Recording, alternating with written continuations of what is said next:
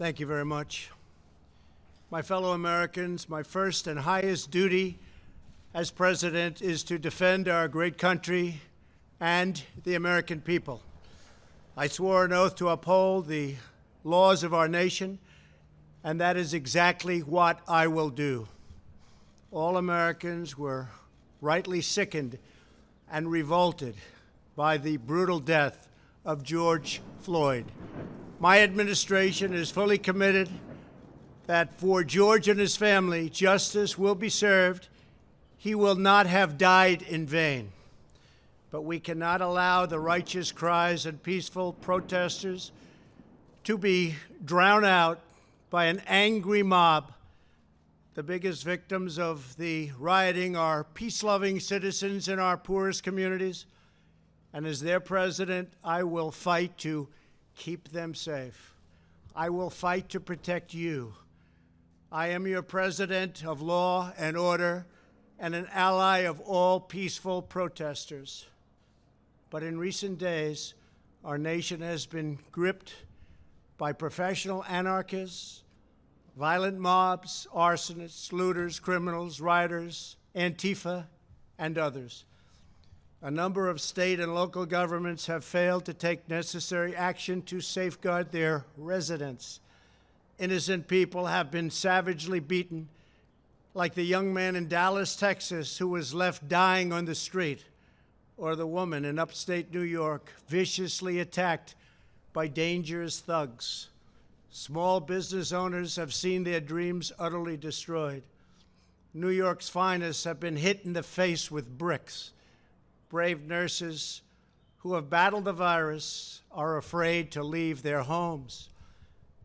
A police precinct has been overrun. Here in the nation's capital, the Lincoln Memorial and the World War II Memorial have been vandalized. One of our most historic churches was set ablaze. A federal officer in California, an African-American enforcement hero, was shot and killed.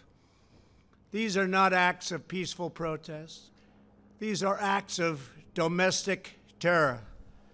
The destruction of innocent life and the spilling of innocent blood is an offense to humanity and a crime against God.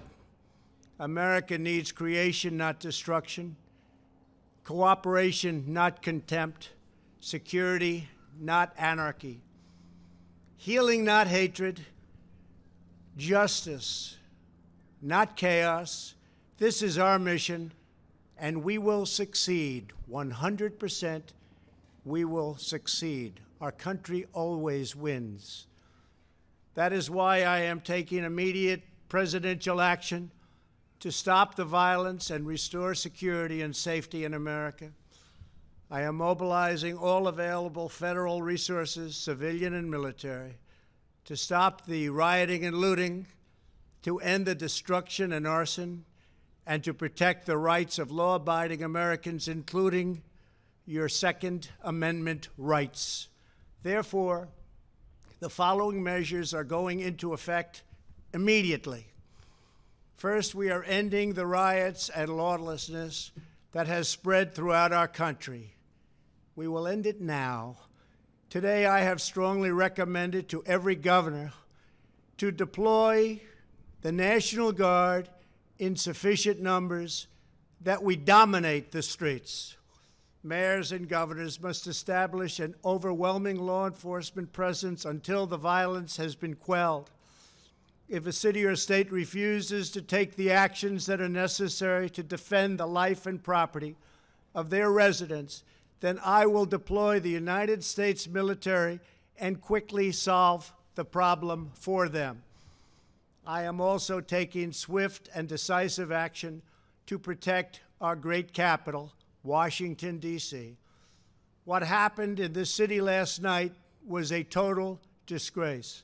As we speak, I am dispatching thousands and thousands of heavily armed soldiers, military personnel, and law enforcement officers to stop the rioting, looting, vandalism, assaults, and the wanton destruction of property.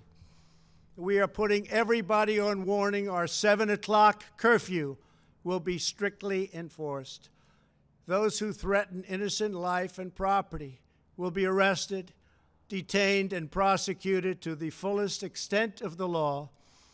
I want the organizers of this terror to be on notice that you will face severe criminal penalties and lengthy sentences in jail. This includes Antifa and others who are leading instigators of this violence. One law and order, and that is what it is. One law. We have one beautiful law.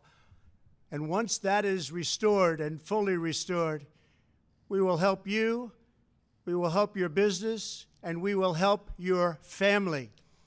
America is founded upon the rule of law. It is the foundation of our prosperity, our freedom, and our very way of life.